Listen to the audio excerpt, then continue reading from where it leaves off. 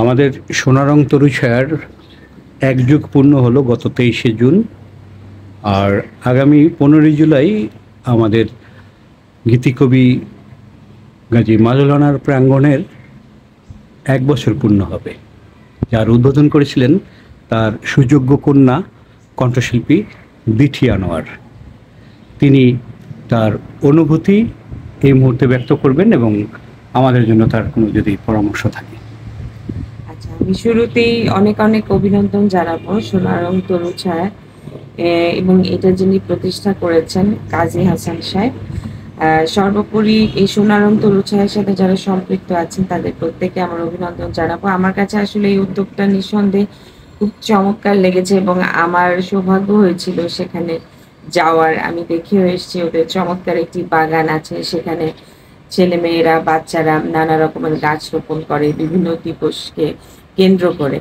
এবং আমি খুব আবেগ আপ্লুত হয়ে গেছিলাম যখন কাজী হাসান সাহেব তিনি আমাকে বললেন যে তারা এখানে আমার বাবা অর্থাৎ গাজী মাজহারুল আনোয়ার ওনার একটি মুরাল করতে চান ওনাদের এই প্রাঙ্গণে। তো আমাদের কাছে খুবই ভালো লেগেছিল ওনার এই প্রস্তাবটা।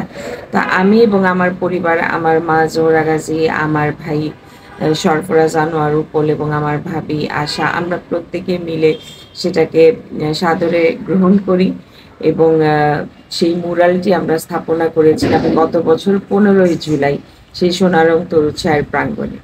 তো আজকে সেটার 1 বছর পূর্তি হলো এবং আমি দেখেছি যে in the meantime Hasan ভাই আমার বাবার সেই প্রাঙ্গণে অনেক কিছু করেছেন, অনেক গাছ রোপণ করেছেন বাচ্চাদেরকে দিয়ে। তো এটা আমার কাছে খুব মনে হয়েছে খুবই চমৎকার এবং ভিন্নধর্মী এই উদ্যোগ।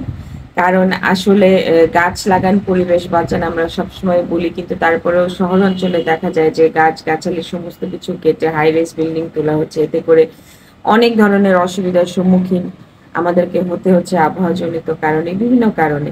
তো সেইখান থেকে এই উদ্যোগটা আমি বলব যে ছোট পরিসরে হলেও একটি মহৎ উদ্যোগ। আস্তে আস্তেই আসলে এটা অনেক বড় পরিসরে হবে এটা আমরা আশা করি। তো আরো একবার অনেক অনেক অভিনন্দন সোনারং তরুছায়া কাজী হাসান ভাইকে এবং আরো একবার আন্তরিক কৃতজ্ঞতা আমার বাবা গাজী মাজহারুল আনোয়ারের একটি মুরাল সেখানে স্থাপন করার জন্য। আপনার এবং আপনার পরিবারের প্রতিও আমাদের অনেক কৃতজ্ঞতা, কারণ গাজী মাজহারুল আনোয়ারের ওপর একটি কাজ করতে পারার সুযোগ কিন্তু সবাই পায় না। একটি সুরময় পরিবেশ তৈরি হয়েছে আপনাদের কল্যাণে। ধন্যবাদ।